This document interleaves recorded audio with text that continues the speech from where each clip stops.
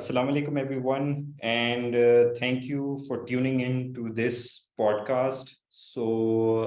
This is the fourth podcast for raising support for the flood relief, for the flood relief victims. And joining me today is Mr. Muhammad Javed. So Javed Sahab is the team manager at EDI International Foundation, USA. EDI is a name that is synonymous with hope.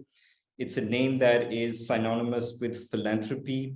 And it's one of the biggest charities, and in fact, one of the most active charities working in Pakistan. And it's also, very closely involved with the flood relief efforts in virtually all parts of Pakistan. Javed Saab, thank you so much for joining this podcast. And we really appreciate you taking your time from your busy schedule to talk about the flood relief efforts by the foundation and to talk about the floods in general. So my first question to you, Javed Saab, is आप अगर हमें थोड़ा सा overview दे दें कि जो flood से जो डैमेज हुआ है वो कितना हद तक हो गया हुआ है, और क्या ये फ्लड्स मजीद क्या हम एक्सपेक्ट करेंगे कि ये मजीद फ्लड्स आएंगे बाद में? बिस्मिल्लाहिर्रहमानिर्रहीम। सबसे पहले तो मैं शुक्रगुजार हूँ फीलिंग ब्लेस का कि जिन्होंने इस मुश्किल वक्त में, नेशन का इस मुश्किल वक्त में हमें एक प्लेटफॉर्म दिया कि हम लोगों को फ्लड के हवाले से जो भी सूरत हाल है वो आगे कर सके। तो जहाँ तक आपके सवाल का ताल्लुक है, देखिए जो फ्लड तो हर साल पाकिस्तान में छोटा बड़ा आता रहता है।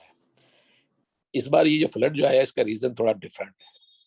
उमूमन ये होता रहा है माजी में कि आपके जो अपर इलाके हैं नॉर्दर्न के ना, वहाँ पर बारिशें वगैरह होती है और वो फ्लड की सूरत में पंजाब, सिंध और बलूचिस्तान की तरफ मूव होता है। लेकिन इस बार ऐसा नहीं है। इस बार कुछ इस तरह से हुआ है कि बलूचिस्तान में और सिंध और सदर्न पंजाब में एक बहुत बड़े एरिया के अंदर एवरेज बारिश से कहीं गुना ज़्यादा बारिश हो गई। तो ये जो फ्लड है एक्चुअली ये रेन फ्लड है। ये जो इस तरह का माजी में फ्लड आते रहे हैं उस तरह का नहीं है। तो माजी के फ्लड में उसमें ये फ़र्क होता था कि लोग, गवर्नमेंट भी कोशिश करती थी, लोग भी कोशिश करते थे कि वो जो दरिया के आसपास का जो एरिया होता था उसमें कच्चा है बोलते हैं हमारे लैंग्वेज में, उस पर लोग उधर अपनी काश्तकारी वगैरह करते हैं, तो उनको टेम्परेरी बेस पे वहाँ से हटा लिया जाता था। और फिर जब फ्लड वहाँ से गुजर के बहते बहते दरिया है ये समंदर की तरफ निकल जाता था, कराची की तरफ, ये होता था। उसमें कुछ दिन के लिए इनको प्रॉब्लम होती थी और फिर वो अपनी जगह पर आके वहाँ पर सेटल हो जाते थे। लेकिन इस बार ऐसा नहीं हुआ है। इस बार जो इसका रीज़न है वो हेवी रेन है, और इसके पीछे भी ज़ाहिर बात है हर जगह में हो रहा है कि क्लाइमेट चेंज का बहुत बड़ा इशू है, और इसकी वजह से जो पूरा बलूचिस्तान और ख़ासकर सिंध, ये उसमें इतनी ज़्यादा बारिशें हुई कि लोग जो जहाँ रिहाइश थी, जहाँ एग्रीकल्चर नहीं भी थी, वो सब इतना ज़्यादा पानी आ गया कि वो सब दरिया बन गया। यानी आपको 60% सिंध ऐसा लगेगा कि ये तो दरिया है, यहाँ तो कोई आबादी ही नहीं है। तो ये मामलात हुए हैं, और इसका एक्सपेक्टेशन इस तरह की नहीं थी, लेकिन थी तो ज़रूर कि भाई ग्लोबल वार्मिंग हो रही है और इसका असरात पाकिस्तान में आ रहा है, और पाकिस्तान उन 8 मुल्कों में है जिसमें सबसे ज़्यादा इसके असरात हैं। और ये वन टाइम नहीं है, ये वन टाइम नहीं है, आगे फ्यूचर में भी जाके, क्योंकि पाकिस्तान का इफेक्टिव एरिया में सेकंड नंबर है, तो उसका असरात आगे भी आने हैं। आगे आपके इधर खुशहाली भी बहुत आनी है, बारिशें भी बहुत आनी है। बहरहाल फिलहाल तो हम फोकस रखते हैं कि इस बार जो हुआ है इसको किस तरह से हो रहा है, और हम लोग एज ए सोशल ऑर्गेनाइजेशन किस तरह इस चैलेंजेस से निपट रहे हैं। तो हमने कोई जुलाई के एंड से अपना काम शुरू कर दिया था बलूचिस्तान से। फिर ये पानी इतना बढ़ता सिंध की तरफ आ गया, और सिंध के अंदर इतनी बारिशें हुई कि सिंध जो है वो बिल्कुल ही तकरीबन डूब गया है। वहाँ एग्रीकल्चर ख़त्म, जो उस वक्त फसलें खड़ी थी, और पानी इतना ज़्यादा खड़ा हो गया कि आइंदा जो फसलें हैं, जो नेक्स्ट फसलें लगनी है, उसमें भी वो उतनी स्पेस नहीं है आपके पास कि वो नेक्स्ट। तो आपके लिए जो अगला चैलेंजेस है वो है फूड चैलेंजेस। کیونکہ جو فصلیں وہ خراب ہو گئی، اور اب جو فصلیں ٹائم پر نہیں لگے گی یا کم لگے گی تو آپ کے ملک میں بہت بڑا جو ہے نا فوڈ کرائسس نظر آ رہا ہے. تو اس سلسلے میں ہم نے بلوچستان میں پہلے کام شروع کیا، سندھ میں کام کیا، اور ابھی بھی کر رہے ہیں. اس وقت تک ہم ایدی فاؤنڈیشن اپنے طور پر ایک بہت بڑے مطلب کہ گروپ کے مطلب جسے ہمارے والنٹیئر کے ساتھ ہم لوگ 200 ایمبولینس ہماری استعمال ہو رہی ہے، ہمارے 20 بوٹ جو ہوتی ہے وہ استعمال ہو رہی ہے، اور والنٹیئر استعمال ہو رہے ہیں. اور اس وقت تک ہم جو ہے نا ہمارا ٹارگیٹ یہ تھا کہ ہم 50,000 فیملیوں کو راشن پرووائڈ کریں گے اور ریسکیو کریں گے. اس میں 30,000 تک لوگوں کو ہم راشن پہنچا چکے ہیں، اور 20,000 کا ہمارا اور بھی ہے پروگرام جو ہم گریجولی ان کو بھی کیٹر کر رہے ہیں. اور راشن بھجوانے کے علاوہ جیسے آپ لوگ جو اس کے علاوہ اور کیا کیا سروسز آپ لوگ پرووائڈ کر رہے ہیں وہاں پہ فلڈ افیکٹڈ ایریاز میں؟ دیکھیے راشن کے علاوہ ہمارا جو مین جو ہوتا ہے وہ ریسکیو ہے. اس وقت تک ہم لوگ جو ہے نا کوئی 4 سے 5,000 آدمیوں کو ریسکیو کر چکے ہیں جہاں پانی بہت زیادہ پھیل گیا تھا، ان کو وہاں سے نکال کے سیکیور جگہوں پر پہنچا چکے ہیں. ٹھیک ہے. اس کے علاوہ ہم لوگوں نے کوئی 2,000 لوگوں کو ٹینٹ پرووائڈ کیے، فیملیوں کو ٹینٹ پرووائڈ کیا ہے. اس کے علاوہ ریسنٹلی کچھ عرصے سے ہم لوگ کراچی سے ڈاؤ میڈیکل کے ڈاکٹر، کراچی یونیورسٹی کے اسٹوڈنٹ، ان کو ان کی جو چھوٹی چھوٹی گروپ ہے وہ جا کے ان علاقوں میں کام کرنا چاہتے ہیں، ان کو ہم لاجسٹک سپلائی بھی دے رہے ہیں کہ ان کو وہاں سے لیتے ہیں، اور ان مقامات پر جو ہمیں پتہ ہے کہ کہاں کس آدمی کو ضرورت ہے تو ہم ان کو ان جگہ پہنچا بھی رہے ہیں جہاں ان کو وہ ریلیف بھی دے سکے، ان کا ٹریٹمنٹ بھی کر سکے. یہ ہم کام بھی کر رہے ہیں ہم. اور آئندہ جو ہمارا جو ہے اس کے اندر، کیونکہ دیکھیے یہ اتنا بڑے ایریا میں ہوا ہے، اتنے لمبے عرصے کے لیے ہوا ہے، تو وہاں مریضوں کو شفٹ بھی کیا جا رہا ہے ہماری طرف سے. جو مریض، کیونکہ اور کسی کے پاس یہ سہولت نہیں ہے، ہمارے پاس ایمبولینس بھی ہے، ہمارے پاس بورڈ بھی ہے. اگر کوئی دور دراز میں ہے ابھی اور کہیں رکا ہوا ہے تو اگر وہ بیمار ہوتا ہے تو اس کو شہروں کی طرف لانا، ان مریضوں کو ڈاکٹروں کے پاس لے کے جانا، اور ڈاکٹروں کو ان جگہ پر چھوڑنا جہاں ان کو ضرورت ہے. کیونکہ ابھی وہاں پر جو پانی کھڑا رہ گیا ہے اس کے اندر جانور مر گئے ہیں، لوگ بھی مرے ہیں، تو وہ پانی سارا گندا ہو گیا ہے، زہریلا ہو گیا ہے. تو ایک اس کی وجہ سے یہ ہوا کہ وہاں پر مچھر بہت زیادہ ہو گئے ہیں. تو اس کے لیے ہم لوگوں کو مچھر دانیاں بھی دے رہے ہیں، لیکن وہ ایک لمیٹیشن ہے ہماری نا. ہمارے پاس جو ڈونیشن آتا ہے یہ ان سے ہم یہ کرتے ہیں، تو وہ بھی ہم ان کو پرووائڈ کر رہے ہیں. اب چونکہ پانی بہت زیادہ ہو گیا اور زہریلا ہو گیا تو وہاں ایک اور چیلنجز جو اب نظر آ رہے ہیں نزدیک، وہ ہے ہیلتھ کا. کیونکہ اب جو وہاں خطرہ ہے وہ ملیریا کا ہے اور ڈینگی کا ہے. تو اس سلسلے میں ہم ڈاکٹروں کی ٹیموں کے ساتھ مل کے خود بھی کر رہے ہیں اور ان کو بھی ان جگہ پہنچا رہے ہیں. جیسے ڈاؤ میڈیکل کالج کے اسٹوڈنٹ ہے کہ وہ جا رہے ہیں، ڈے ٹو ڈے جاتے ہیں، صبح جاتے ہیں شام کو آتے ہیں. تو یہ سروس بھی ہم مہدی فاؤنڈیشن دے رہا ہے. اور پھر لانگ ٹرم میں کیا فوکس ہے؟ جیسے آپ نے کہا ڈیزیز، بیماریاں تو پھیل رہی ہیں، مگر اس کے علاوہ جیسے لانگ ٹرم میں لوگوں کے لیے کیا کیا جائے گا؟ جیسے جن لوگوں کے فارمز وغیرہ جو ہیں وہ ڈیمیج ہو گئے، کراپس ڈیمیج ہو گئے، ان کے فوڈ سپلائی کا بہت بڑا ایشو ہے اس وقت، فوڈ انسیکیورٹی کا. پاکستان جیسے ایک اس کے مطابق، ایک ریسرچ کے مطابق 60% جو کراپس ہیں پاکستان کی وہ ڈیمیج ہو گئی ہیں.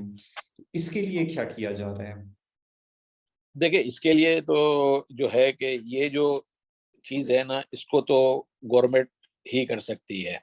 کیونکہ دیکھیں جب آپ کے ادھر یہ سب چیزیں ہوئی ہیں تو اس پر گورنمنٹ کو اپنی پالیسیاں کچھ امیڈیٹلی کچھ چیزیں الاؤ کرنی پڑے گی تاکہ یہ فوڈ سیکیورٹی کا معاملہ ٹل جائے آپ کے اوپر سے.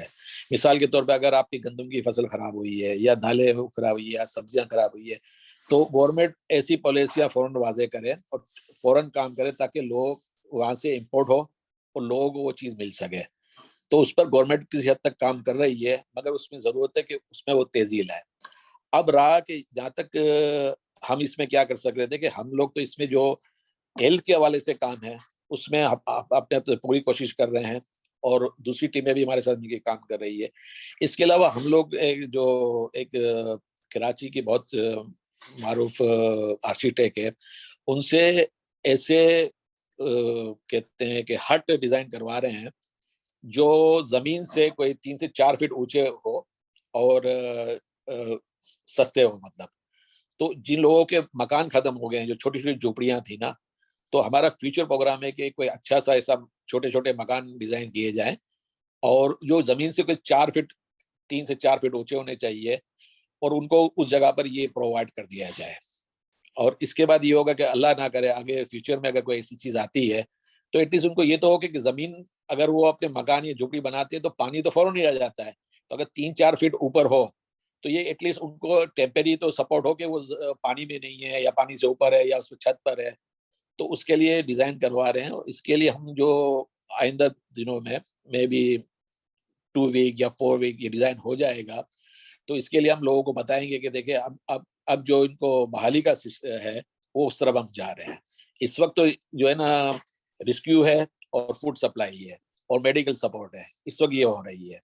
اب اس کے بعد بحالی کا ہوگا, اور یہ جو ایگریکلچر کے حوالے سے جو بات کی ہے نا, تو اس کو تو گورنمنٹ کو ان کو بیج پرووائڈ کرنے ہیں سستے, امپورٹ کرنی ہے, اور یہ سب چیزیں گورنمنٹ کو کرنی ہے. تو اس میں میرے خیال میں جو زیادہ کردار ہوگا وہ گورنمنٹ کا ہوگا, اور گورنمنٹ کو اس پر بہت زیادہ جلدی اور زیادہ کام کرنا ہے. اور یہ بتائیں کہ ایدی فاؤنڈیشن کو اس وقت اگر فنڈز کے حوالے سے بات کریں تو کتنے فنڈز چاہیے, اور کن کن ایریاز میں آپ کو اس وقت سب سے زیادہ فنڈز کی ضرورت ہے, اور کیا آپ ٹارگٹ کیا آپ نے ہے کہ کتنے ملین ڈالرز یا کتنے آپ نے ریز کرنے ہیں؟ دیکھیں, جب ہم نے شروع میں کام کیا تھا, میں نے آگے بھی کہا تھا کہ ہم نے یہ ٹارگٹ کیا تھا کہ ہم 50,000 آدمیوں کو جو ہے نا 50,000 فیملی کو راشن پرووائڈ کریں گے. تو اس کا جو پہلا حصہ تھا اس پہ 30,000 کر دیا ہے, اور 20,000 کو ہم نے اور کرنا ہے. تو یہ تو ہم کو راشن دے رہے ہیں 15 دن کا. تو اس کے بعد ان کو اور بھی ہم 15 دن کا بعد میں اگلے اس میں دیں گے. ٹھیک ہے, تو ابھی تک جو ہمارے پاس فنڈ اویلیبل ہیں تو اس حساب سے ہم لوگ, ہمارا کام بہت اچھا چل رہا ہے. اور آگے جا کے ہمیں فردر ضرورت پڑے گی, تقریباً یہ سمجھ لے کہ آپ, میں ڈالروں میں تو بتا نہیں سکوں گا کتنا ہے, لیکن یہ ملینس آف کی ضرورت پڑے گی اس کے اندر, کیونکہ جب ہم ان کو ایک چیز کر کے ان کے مکان بنائیں گے تو کم سے کم مکان جو ہوگا وہ تھوڑا سا اتنا بھی نہیں ہوگا سستا اور اتنا مہنگا بھی نہیں ہوگا. تو اس وقت ہمیں بہت سارے, چونکہ وہ ابھی ڈیزائن ہو رہا ہے اور ہمیں اس کی آئیڈیا نہیں ہے کہ ہمیں اس کے لیے کتنے فنڈ چاہیے ہوں گے, تو وہ ہوگا تو ہم ضرور یہ بھی پبلش کریں گے کہ بھائی اب ہمیں یہ فنڈ کے یہ جو ان کی رہائش کے لیے جو پروجیکٹ ہے اس میں کتنے پیسے چاہیے, ڈالروں میں یا روپی میں. جی, اور یہ آپ کا کوئی آپ پیغام دینا چاہیں گے جو ویورز ہیں, اسپیشلی جو پاکستانی امریکنز ہیں, ان کو اگر آپ کوئی دینا چاہیں گے تو آپ ضرور دیں. بس میں یہی کہوں گا کہ جو ڈیولپمنٹ ہو رہی ہے, اور اس میں تھوڑا سا یہ کہ ان کا کنٹریبیوشن زیادہ ہونا چاہیے, کیونکہ ہمارے ملک میں انفلیشن بہت زیادہ ہے. تو جو کوسٹ ہے فوڈ کی اور دوائیوں کی, اور یہ جو لاجسٹکس جو ہے اس وقت کوسٹ, وہ ان ایکسپیکٹڈ بہت زیادہ ہے. تو لوگوں نے فنڈ دیے ہیں اور دے بھی رہے ہیں, مگر اس کے اندر یہ جو کوسٹ ہے نا وہ اتنی زیادہ ہیں کہ وہ فنڈ سے زیادہ لوگوں کی مدد نہیں ہو پا رہی ہے. تو ہمارے اور ہمارے دوسرے اس طرح کی تنظیم ہے, ان کی ایک لمیٹیشن ہے کہ وہ اس فنڈ سے ہی کام کر سکتے ہیں, اس کے بغیر وہ نہیں کر سکتے کام نا, کیونکہ ہر چیز کے لیے زیادہ اگر فوڈ چاہیے تو فوڈ بہت مہنگا ہے, دوائی چاہیے تو وہ بہت مہنگی ہے, ٹینٹ چاہیے تو وہ بہت مہنگے ہیں, لاجسٹک ہے تو اس پر بہت زیادہ خرچہ آ رہا ہے. کیونکہ جن علاقوں میں یہ گاڑیاں کام کر رہی ہے ان علاقوں میں پانی اتنا زیادہ ہے, اور وہ پانی اتنا خراب ہو گیا ہے کہ اس گاڑی کی مینٹیننس بہت ہائی ہے. تو یہ چیزیں جو ہے نا لوگ ایکسپیکٹ نہیں کر رہے کہ, اور ان فنڈوں سے جو ہے نا وہ چیزیں کور نہیں ہو پا رہی ہے. تو مزید فنڈ کی ضرورت ہے اور جلدی فنڈ کی ضرورت ہے. And with that note, I would like to share the screen once again so viewers can donate to ED Foundation by scanning this QR code, or they can go to the link which is also given in the description. And again, I would reiterate that donate as much as you can for this cause. And it's an emergency situation, so we haven't been able to overcome the urgency, the emergency that we have right now. So, and with that note, Javed Saab, I would like to thank you again for taking your time to become part of this podcast. Thank you, viewers, for tuning in. Allah Hafiz.